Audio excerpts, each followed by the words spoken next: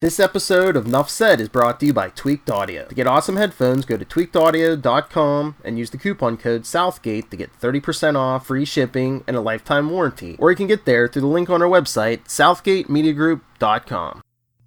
Recording has started. Hello, dear listeners, and welcome once again to Superconnectivity.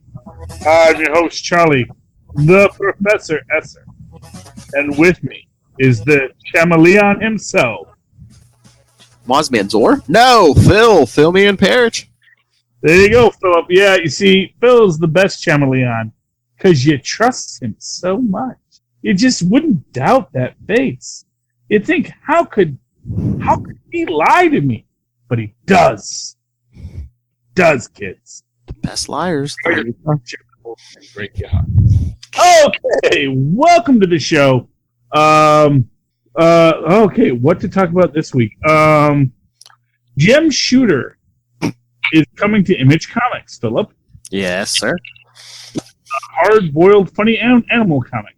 So, what do you think about that? Is that his wheelhouse? I mean, well, you know what? He was integral in the creation of Star Comics and my fan favorite and yours, Peter Porker, the Spectacular Sparkman. So, you know what? This might be a place where he can really shine. You know, sometimes I think artists often find really amazing places to do their work. Mm-hmm. And, you know, where they can tell some really fun stories that mess with your head. And, you know, it's like I get into fights with people about whether or not Marvel Apes is better than Marvel Zombies a lot. I make the point that Marvel Zombies is kind of has its moments of humor, whereas it is an inherently dark series. Whereas Marvel Apes is something that is meant to be inherently humorous, but actually explores deep and dark concepts. So, you know what? I'm actually really excited by this because I want to see what Jim Shooter will do with this, because I'm sure it will actually be kind of interesting. You know, first off, I like a funny animal comic to start with. Anyone that watches DuckTales know that funny animals don't just have to be one note, but can still fulfill their purpose as funny animals, which is to be funny. So I'm kind of intrigued by this. You know, and of course I'm a big Jim Shooter fan. Oh yeah. That's he needs to hire. Oh, Jim Shooter. Yeah. Because you know what? This is what I'll tell you. The man can crack a whip. And what DC needs is some good whip cracking going on over there. And I mean, just from his work back at Marvel in the 80s, you could just be like, oh, we got Jim Shooter, you know, trumpet that like they trumpeted Bendis. Be like, you know, he's bringing back the old school comics you love, you know. What I will say is that obviously Bendis as a creative had more cachet than Shooter did as an editor. Now, Shooter as a creative is great. Mm-hmm. But I think his actual, you know, it's kind of like Stan Lee. You know, Stan Lee was a great creator, but I think 90% of what he did was he was a great editor. Mm-hmm. A great editor, you actually take everybody else's lousy and you make it good. Oh yeah, I think Stan was better at hype. I mean, he was a great writer, but he also just the hyping and, you know, just getting the brand out there. Well, yeah, and it wasn't even just hyping. It was knowing who to trust. Mm-hmm. You know, that's the thing. It's you know, you can talk all you want about Stan and Jack or Stan and Ditko, but at the end of the day, what Stan said was, you know what? I know you're going to write a good story. You know, mm-hmm. You know, I'll put in the dialogue. You know, I don't even think that Stan putting in the dialogue was ever an ego thing for him. I think it was just that, you know what? I'm actually pretty good at the dialogue stuff. And Jack and, you know, Steve, maybe you're not as good at the dialogue stuff, because for what it's worth, Steve Ditko will want to talk about, you know, objectivism. and you know, for what it's worth, you know, here's the thing, you know, it's artists are by their nature self-aggrandizing. There are very few truly humble artists. And for as much as Lee gets that level as a hype man, I actually always felt he was remarkably humble for the industry he worked in. Because it's Stan Lee who calls Jack the Geek Kirby, you know? And, you know, that guy who can sort of be the behind-the-scenes guy, which I think Jim Shooter had in his own way. You know, I think that, yeah, he was the one telling everyone what they had to do, but at the same time, he never made it about... I never felt reading comics in the 80s that I was reading a Jim Shooter comic. The way that maybe I felt like I was reading a Stan Lee comic, you know? I think that Jim Shooter always kept his distance, but just said, look, we are living in really, in his own way, Jim Shooter kind of presupposed the Disney universe. Mm-hmm. He understood, look, there are characters that we need to create, and these characters need to hit certain notes, because that's what we do for a living. You know, you can't say, oh, well, we're going to do something different this week, because no, that's not how this works. That's not how any of this works, as the old saying goes. So yeah, I think Funny Animal Hard-Boiled Noir Detective will be a really good spot for our good friend Jim Shooter. Oh yeah, and I for one support that. But I do think, you know, honestly, DC should think about investing. Oh yeah, DC should think about getting in on the Shooter train. I mean, he was at Marvel for how long? You know, he's got to have some tricks up his sleeve. Well, not for nothing. He really, and here's the thing, you know, and I know this is just sort of my prejudice on this subject. I think that Shooter was doing everything that got famous in comics over at DC in the 80s and 90s well before they did it. Yeah. I think that Jim Shooter was saying, okay, let's deconstruct the idea of superheroes. Let's look at our darker heroes and allow them to be dark. Mm-hmm. You know, what does it mean to be a dark superhero in the Marvel universe? You know, not everything was sunshine and puppy dogs under Jim Shooter, you know? And you know, I think that is something that is often overlooked with him. Mm. But that's my opinion, you know. But yeah, that's that. But you know, right now, as everything goes, you know, DC is looking for things. Marvel is looking for things. DC, I do wonder about DC's branding around the Joker, and I wonder about Marvel's recent decision to, in Savage Avengers, press up the idea of Crom. Mm-hmm. Nihilistic deity, because we are living in kind of nihilistic times, and in a nihilistic time, your marketing needs to appeal to that. Now, for what it's worth, comic books have been in a nihilistic state for years, and really, to give Alan Moore his fair due, the character from V from Vendetta, very much a nihilist. He's an Ubermensch nihilist, which is its own bag of hammers, I'm sure. But he is a nihilist, and that's why he was embraced by a large group of people who are embracing nihilism as a philosophy. And it's an interesting question about nihilism as to whether or not you can ever have a nihilism that is, at its core, kind of positive. I always look at this when I think about things like, you know, as I always say about the greed for all Ferenginar. And the idea of, could you have an objectivism that was, at its core, a positive? And now, of course, obviously, when Ayn Rand talks about objectivism, she is talking about it in a positive light, even as she's murdering thousands of people. And the question is, could you have that objectivism that didn't rely on murdering everyone? Could you have an objectivism that was just like, hey, this is actually a good idea, maybe we should all do this instead? You know, could you have a capitalism that just looked like a good idea? And that's always sort of where I'm at with the Ferengi, because I kind of feel that they hit that mark. But that's in a post-want world. And I think in a post-want world, you just have to sort of find a philosophy. Hey, but I mean, do you think it's nihilism, or is it just like, are they looking at the numbers and then like, hey, this Harley Quinn seems pretty popular, let's throw her in 50 things. Hey, we got a Joker movie coming out in a week, let's throw out like 4 Joker miniseries in October. Well, yeah. I mean, what I'll tell you is it's a little from column A and a little from column B. You know, they are seeing that this idea is a seller. Mm-hmm. This nihilism is a seller. The kids today, they love the nihilism.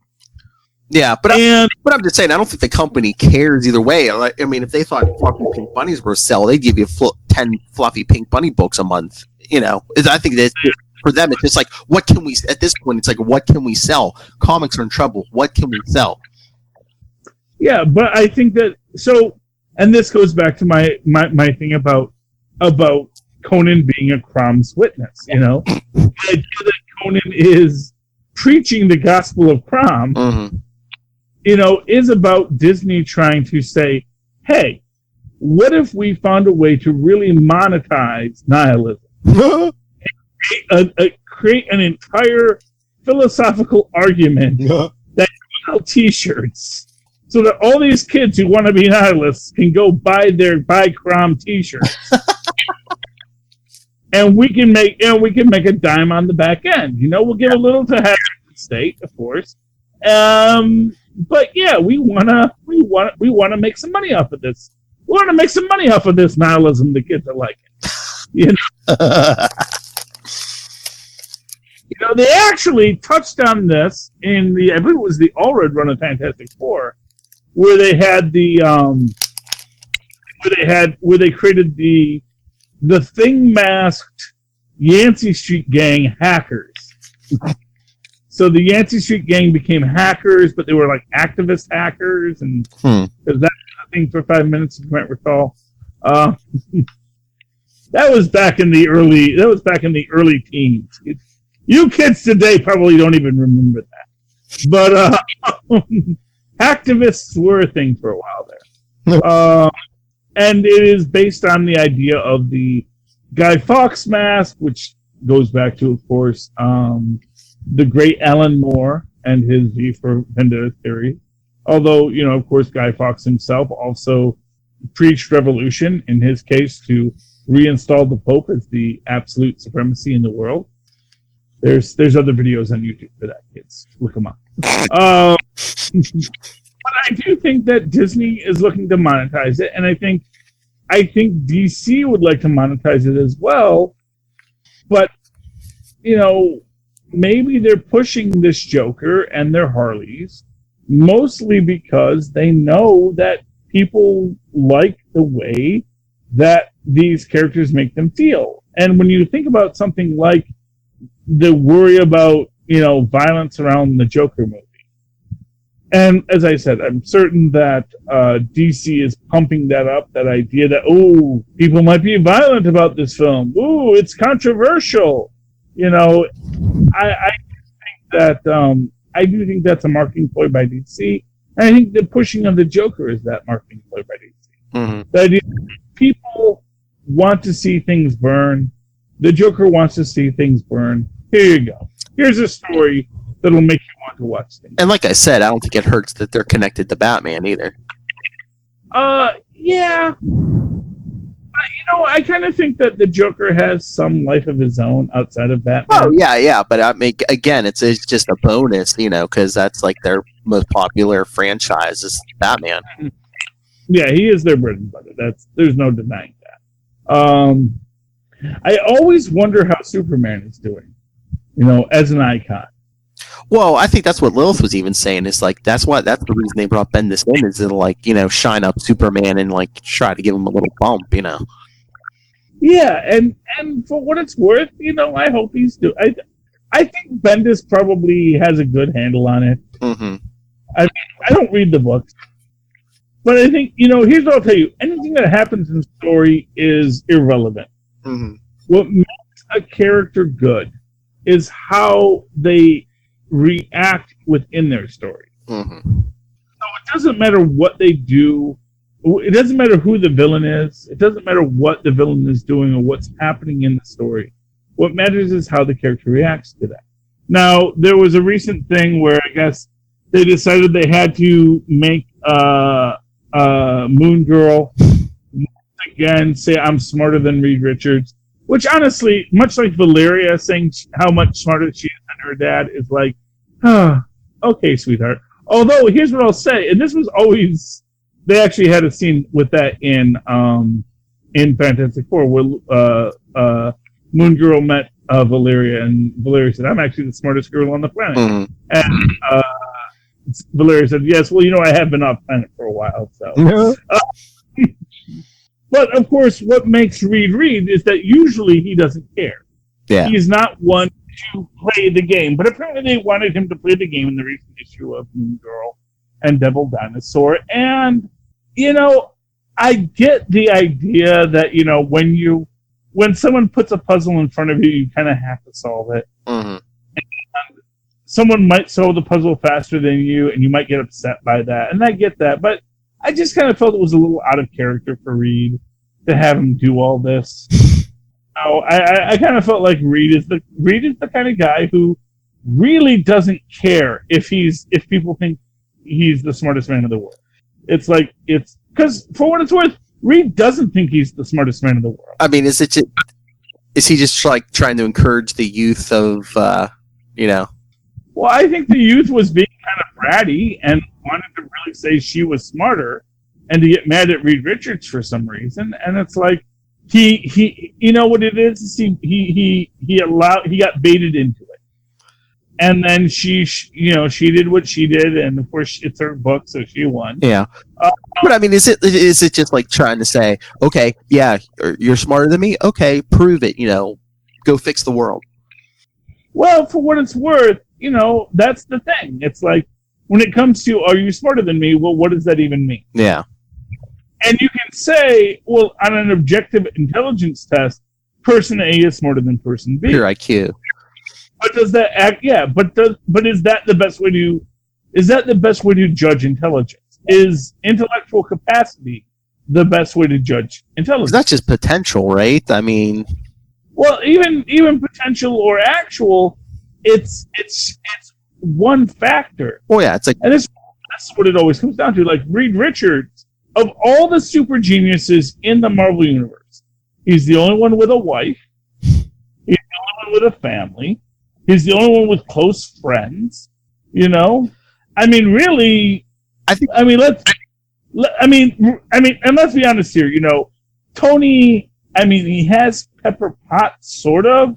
Happy is dead, but even then, Happy was married to Pepper. So it's like, it's not like this guy was connecting with people. Yeah. Has nobody. Banner has a really kind of obsessive, abusive relationship with Betty. Yeah. I don't even know what Amadeus Cho is up to right now. But I mean, I always saw Reed Richards as the smartest guy in the Marvel universe just because I thought he was the most versatile. Because, you got your Tony Starks who's in the technology, and you have what's Pym into, like biochemistry or whatever. They all have seem to have their specialties. Reed Richards seems to take from column A and column B. He seems to know the most about all of it. Well, yeah, I mean, he definitely has the eidetic memory going for him. Mm-hmm. And he's very good at crossing the streams, as they say. He can look at two things and see how they relate, even when they don't actually relate at all. And that's a very positive thing for Reed Richards. But like I said, I think what really sells Reed Richards is that he can handle being both super intelligent and being a human being in his day-to-day life. Mm. I think that's what everyone else, what Tony Stark, what Dr. Doom, what Hank Pym lacked, is none of them ever learned how to be human. Yeah. So that's my take on that, and it's an interesting idea. I don't know. What do you guys think? Do you guys think that Reed Richards is maybe the most human genius of them all? Or is he just one more bad choice making genius? Write in, or if you're watching this video, put a comment on it. Yes, and for what it's worth, one of the inspirations for this line of discussion was pointing out that Peter Parker is technically the smartest person in the Marvel universe because everybody else had all these resources, and Peter's building web shooters and spotter tracers with junk he has in his house as a teenager. Yeah. So he is way, way beyond everybody else. But again, makes bad choices. But then so do all the other ones. And what really separates the Reed Richards and the Peter Parkers of the world is they know when they make bad choices, and then they try to make them better. Mm-hmm. And that's the key. Okay. Did you want to talk Kevin Feige? Kevin Feige's they're letting him play with Star Wars now. Now, as far as I know, he's not taking over the Star Wars-verse. That's still under Kennedy, right? I'm not sure. I would. Do you think he's going to just be like a creative consultant or something? I mean. Well, I'm not. That's with all these Hollywood deals. You don't really know until you. Yeah. Right now, it seems like he has been given the opportunity to essentially take over the storytelling, at least with one. Yeah, movie. I'm looking this up. I'm guessing it's saying that Kathleen Kennedy and Kevin Feige are going to work together. Oh, okay, yeah, and that's fair, Yeah. I think what they want is Kevin Feige to bring the idea of how do you make an interconnected universe a thing, because that's what Kevin Feige did. Is he said, "Oh, here's how you connect your universes." Now the big question is are we now finally going to get the Patton Oswalt pitch for the Star Wars Marvel crossover? Okay, who, funnily enough, Marvel just got access to again. Yeah. So you could argue that someone at Disney is sitting there watching that old Parks and Rec argument from Patton Oswalt and saying, we actually do have Kang again. And Kevin, how could you bring the Star Wars universe into the Marvel universe?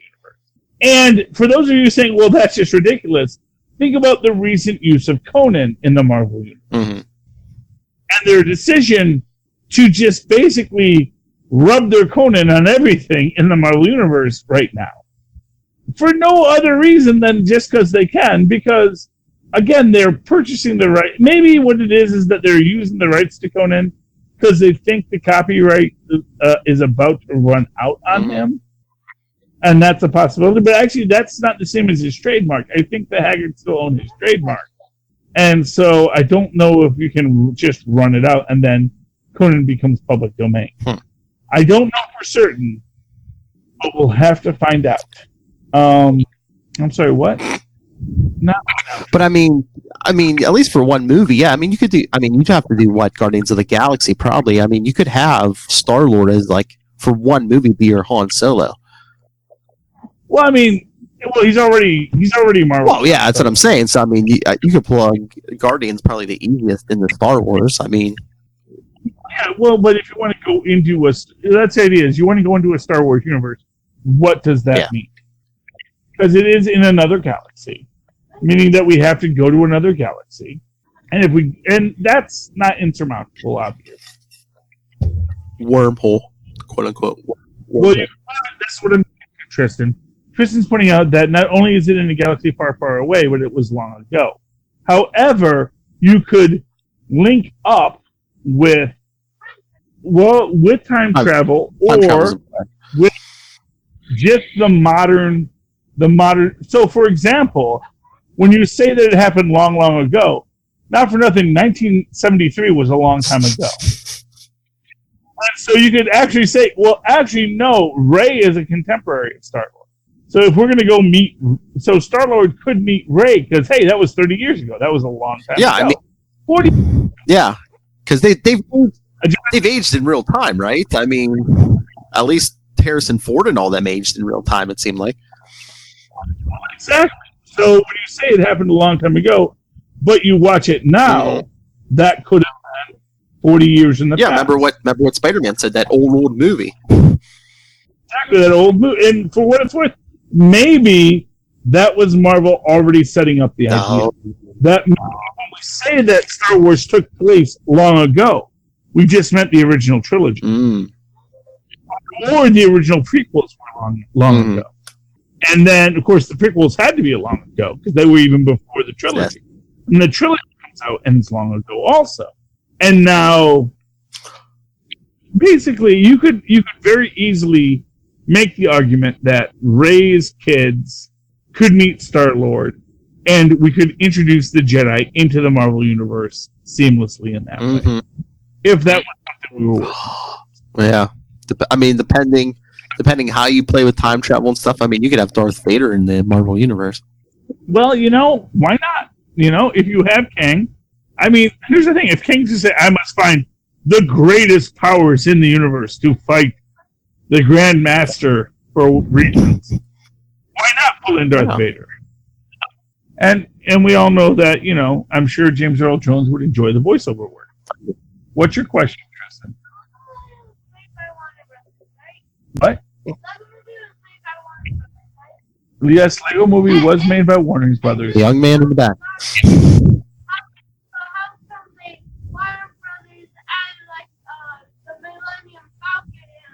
Because they purchased the rights to it. Yeah, that's how that works.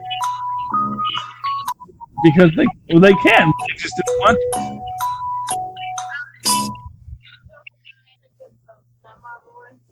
Yeah, possibly. I mean, the reality is, Tristan, they can put anything in a Lego movie that they want to if they want to pay for the rights to that character. Some characters are more expensive. Some characters are less expensive. Some characters are public domain, like Merlin.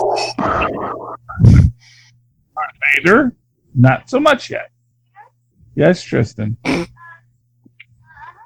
What's your question? But one more, because I have to get back to my podcast.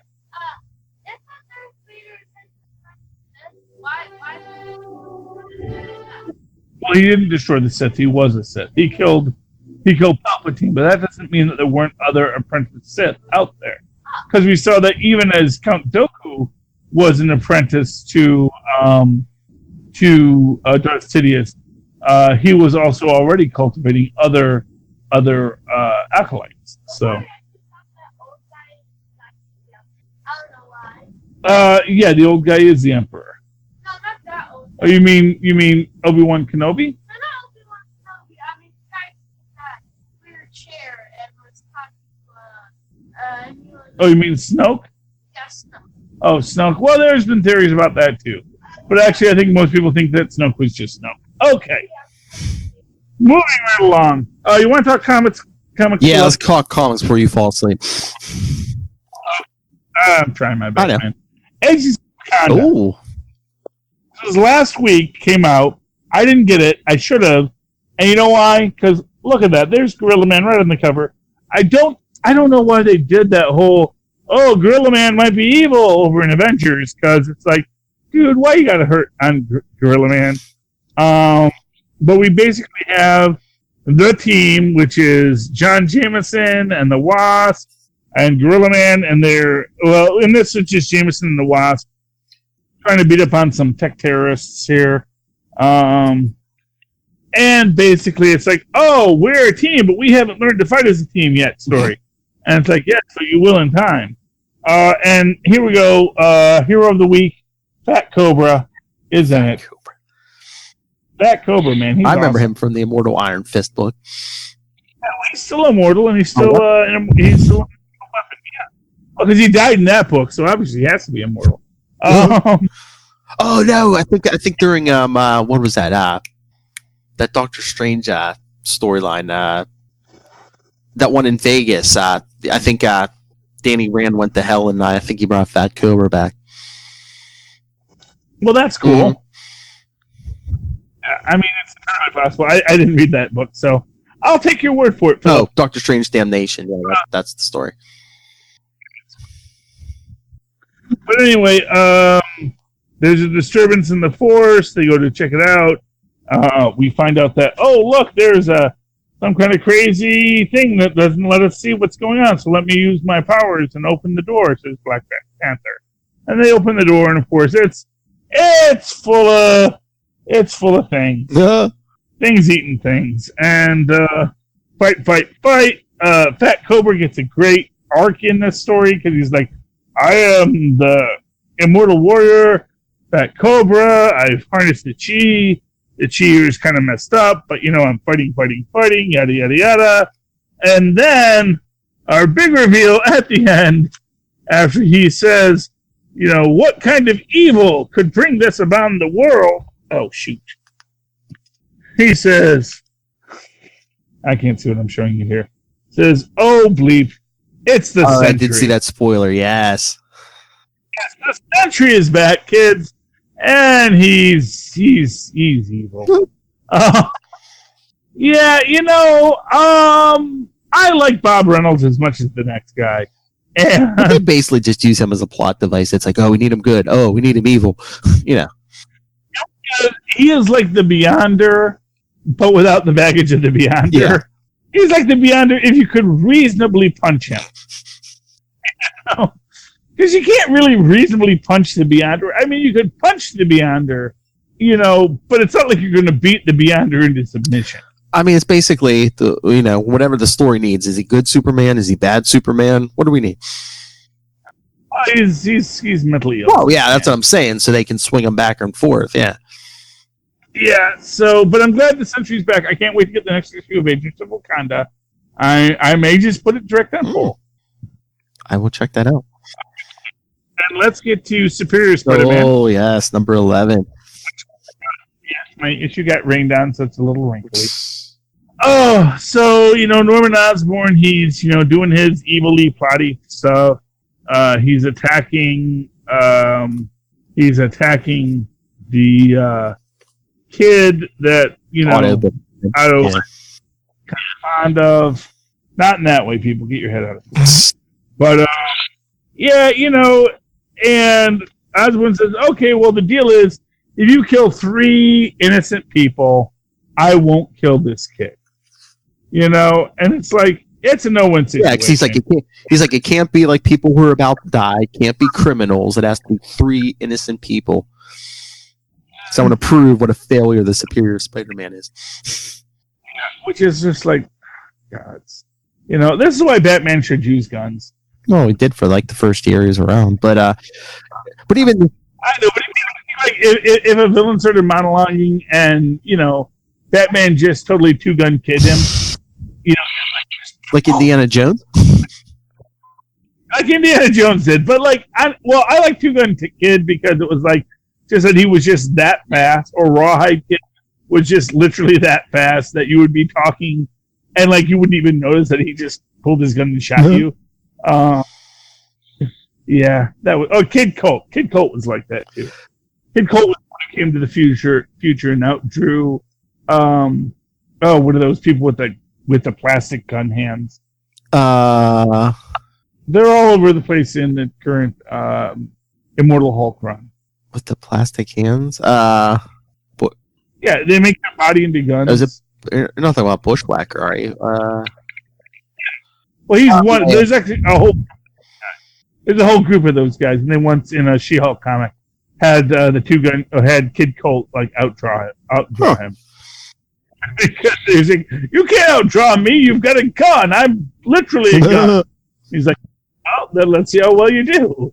And then he just outdraws him which is actually there is an interesting argument about that as far as nerve reaction times, and that a person with a gun drawn actually has a disadvantage over someone drawing a gun, because if you're pulling the trigger as you're drawing, you're actually moving faster than the person who has the gun in place because of the way that the neurons are reacting to the situation. But fun fact, possibly entirely messed up, but of course, when you are a Spider and you're in a situation you can't solve, who do you turn to, Phil? Well, since I guess he scanned Doctor Strange's Mystic signature a few issues back, he can just call Mephisto.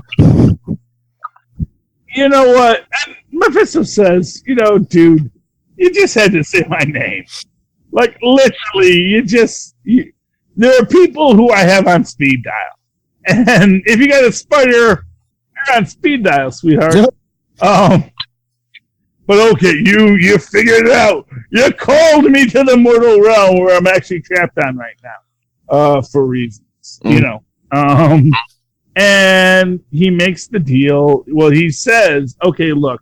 Well, and one of the things I love in this is, like, you know, I was like, yeah, it's fine, my soul, whatever. And he's like, why do you think I would want your soul? First of your soul, I already have it. Maybe I actually would like to get rid of it. Because maybe you're a bit of a pain, even in hell, Otto. Which I love the idea of. That Otto in hell is just so much of a pain. Mephisto can't take it anymore. But I just love what, you know, Otto's like, I can't defeat Osborn as I am. I have to go back to what I am, but without, you know, he's always saying, you know, I was evil just because of the brain damage, but, you know, Mephisto's like, I can put you back the way you were and cure any disease if there was any. But you know what? This is why because of course we get our big reveal, bum bum bum. Oh no! He took the deal. It's old Otto back. Oh no! What will we ever do? If you're gonna have Mephisto put you back in your old body, you're gonna be fat. I'm just gonna say, as a fat man myself, if I was getting a new body made, I would not carry the weight. Not because I think there's anything wrong with carrying the weight, but just because it's kind of a thing. It's a lot of stuff to carry. And so I'm fairly certain this is another robot Doc Ock. Oh yeah, because I mean they showed him discussing the deal, but we never see him actually accept the deal. Well, I'm going to give you one better. You know who this is? Who? This is the original Otto Octavius. And you know why it's the original Otto Octavius? Because he has 20 million backup copies of his brain. This is like the original. This is the master plan. When he was working with the Jackal? Yes. And they had the original Doc Ock DNA. Oh yeah. And maybe his idea was, you know what? I could make a deal with the devil, but if I'm going to make a deal with the devil, I just make a deal with myself. And he brings back the original Doc Ock. And he's like, hello, Doc Ock. I brought you back to life. I am you, but you are also me. Now, here's what we need to do. I need you to be as ruthless of a supervillain as you can be. And because essentially, here's the thing. Doc Ock, he's a smart guy. And when you think about like everything that Mephisto promised him, I'll put you in your old body. You'll be just as you were, but without the memories of Peter Parker. It's like, oh, well, wait a minute. I could actually just do that. Yeah. I actually have a lab to do that right now. That's what I think we're going to... That's Mephistopheles. I'm just going to do this on my own. Thank you very much. Yeah, that's what I think we're going to get next issue. We're going to see him saying, be gone, Mephisto, I do not need you. And yeah, but no, you mentioned the Jackal. I was thinking robot. What if this is a clone?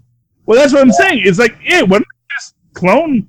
Maybe let me just make another one of these. With a copy. I'll put it with a copy of Otto's brain before he ever did any Superior Spider-Man stuff. Well, yeah, or he just removes the Parker stuff. Yeah. Because he wants him to have all the memories he has. But I'm saying he's always backing up that brain. He probably has a copy from before, even his first time as Superior Spider-Man. Oh, well, that's true too. Yeah, he probably has a wide range of data points to choose. Oh, in the 90s when he was killed, they revealed his brain was like in a computer or something. So I mean, yeah, he's been backing up his brain at least since the 90s.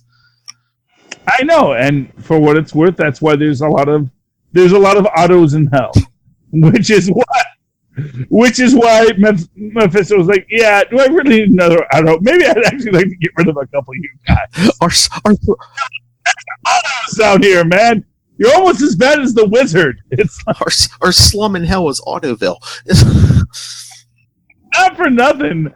I would wager that's true. Yeah.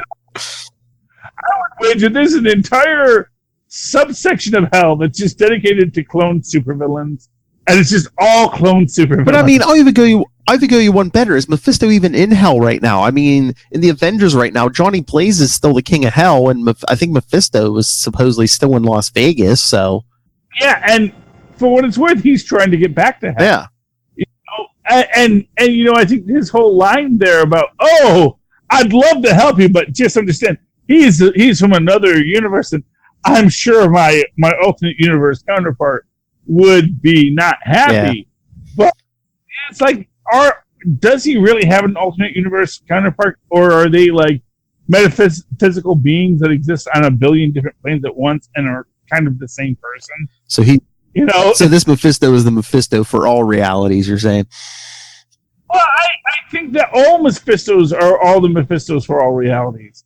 So I think that, you know how like the Watcher looks out into another universe and says, oh, and in this universe, Mephisto had a sandwich on Tuesday. I think Mephisto feels that link to that other Mephisto, and all the Mephistos are the same Mephisto. They're like, the reason that they're Mephisto isn't because they're Mephisto. That's for our amusement. You know, that's the thing. Is like, this is all for us. You know, this is the show he puts on for us. And so I think that, you know, I don't think that's a valid argument that he's from another universe. So if I were to cause problems, you know, my other stuff would be mad. You know, as if all the hells of Mephisto's realm weren't interconnected with everyone from a dozen different universes. Mm-hmm. That's the thing. I think when you get to these universal concepts, they transcend the multiverse because they have to. So I think that's a cop out, but that's all part of what he's doing. And then Anna Marie makes her argument of like, don't like, Otto, don't make a deal with the literal devil, you know. And the thing is, and that's the thing, is like, I think Otto is smart enough not to do that. I think Otto is smart enough to say, you know, like I said, if you say you'll make me, but take away whatever it was, well, actually, I could do that myself. I could create, and I think that's what we have. We have another Doc Ock. I think he's going to create this Doc Ock, and I'm going to tell you, here's the dark, twisted aspect of it that's going to be issues, is he's going to use freaking Jackal technology, so he knows his clone has a shelf. Yeah, I was going to say, yeah, he's going to degenerate after a time, yeah. Which is going to cause problems, because you know why that's going to cause problems, Phil? Why? Because that Otto is going to fix himself. Oh. And then he's going to be like, now I have a new enemy. His self.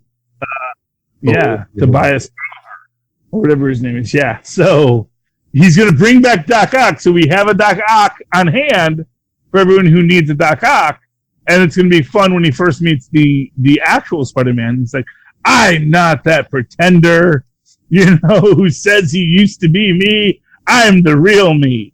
My brilliance cured myself, yada, yada, yada. So, it's going to be like Doom and Kristoff back in the day. Oh, yeah, exactly. Exactly, Phil. But one will be fat. So, you know, and that's the other thing. It's like, when you really talk about like going back to being Otto Octavius, it's like, would Otto really give up Sparta strength? Yeah. You know, it's like, that's addictive, man. When you actually have that strength just in your arm, you know, that's not something you walk away from. Let's talk Captain America. Yes, number 14. Yeah, this was kind of weird. Yeah. He calls Echo an engine? Oh, wait. Was that him calling her that, or was that her calling herself that? I kind of think that's Cap's narrative the whole time at the start. Okay, because, well... Now we've got this Steph engine. Yeah, I don't know. It just felt very... Again, speaking of things that seem kind of out of character, Ta-Nehisi, you don't have to have... Ta-Nehisi, don't make Cap use racial slurs. He hasn't up until now. Why do you want to be the guy that says, hey, I made Cap use racial slurs? Yeah, I mean... It's just weird. And I get maybe he's trying to narrate within context of what he thinks about, you know, like he's talking about the John Wayne world. And all that. John Wayne, and then there are quotes around Deaf Engine Chick. Yeah, and I get that, but it's also like, I mean, I get what he's trying to do. Yeah, I just, I felt like it's kind of a press button. It's like, hey, here's something that'll get the internet up in an uproar. And I'm going to tell you this right now, Ta-Nehisi. If people aren't freaking out over Blue Korg, they're not going to freak out over this. There are certain things that I see that no one else ever even picked. Yeah, up. I don't think he was trying to push that button. I think he was. It was just Cap like saying, "Oh, this is how people see her, but she's more than that." It just, but yeah, it just came off weird. But yeah, I don't. It comes off weird. Most of that does come off weird. But 'Cause Steve shouldn't even be Steve Rogers doesn't think that way. no, he doesn't. Yeah, I mean, Steve Rogers, he's Mr. Rogers. He actually cares about whether or not you actually feel good about yourself, I mean, I always say he's basically Superman, just without the powers. Yeah, Sen's back in this one. That's fun. I mean, When did she get her face back? I thought, didn't she have like a red skull? She had a red skull. No, she got her face back. I want to say that Red Skull fixed her face. Oh no, someone fixed her face. Was it Secret Wars? Maybe there was a cosmic cube thing involved. Oh, maybe during Pleasant Hill. Maybe that's right. That's where it was. It was whatever that girl's name was. Was it Cubic or Kobik or? Yeah, it was Kobik. Kubik's another sentient cosmic cube. Come on, cubes can have more than one name. I know, but yeah, you're right. You just reminded me. Yeah, I think it was Pleasant Hill. Yes, so Kobik fixed her face, and now she's back. Although she's got a little scar here. She's got her doom scar. That's how you know you're evil, because you can't get over your doom scar.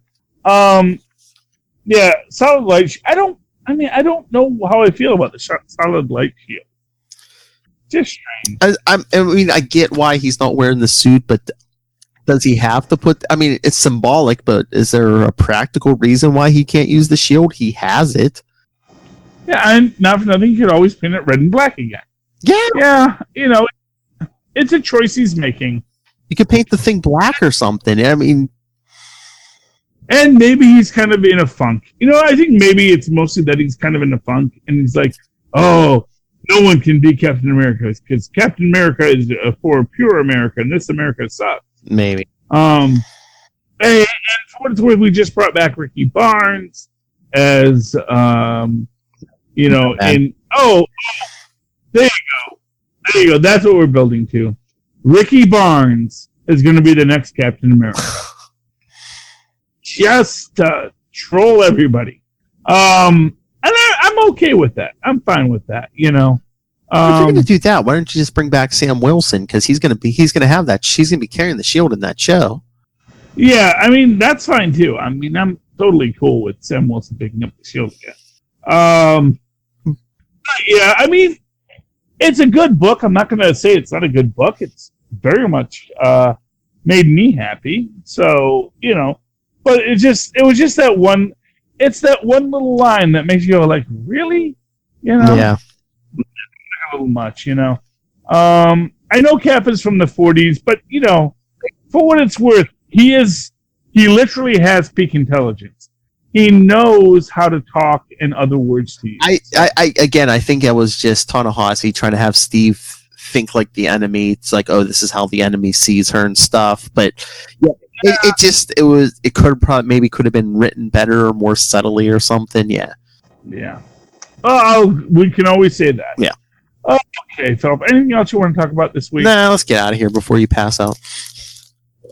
It's mere moments away. It's late. Yeah. Oh, Philip, how can people find you? Well, if you want to get a hold of me personally, you can always email me, nightwingpdp@gmail.com. On Twitter, I am at nightwingpdp. And remember, you can always find Superconnectivity on Facebook, on Twitter, at SuperConnectPod, and just find Capes and Lunatics on all the social medias. And if you'd like to write to me in that old-fashioned email way there our mothers and fathers once did, use superconnectivityblog@gmail.com. That's superconnectivityblog, all one word, @gmail.com. And of course, follow me on Twitter as I live tweet Agents of S.H.I.E.L.D., which is coming back Cloak and Dagger, which is coming back, and are going to show up in the new in upcoming episodes of the current Spider-Man series, where the Superior Spider-Man arc is currently being explored in a fun way. Write to follow me at Charlie Esser. That's CharlieEsser. Look for the 2 E's right there in the middle. For quality. Bing! There you go. Gotta wait for it sometime. Button stuck.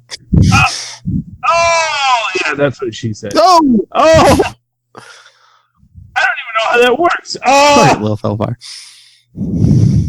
Anyway, ladies and gentlemen, thank you for one more night of having a fun connection with me and Philip.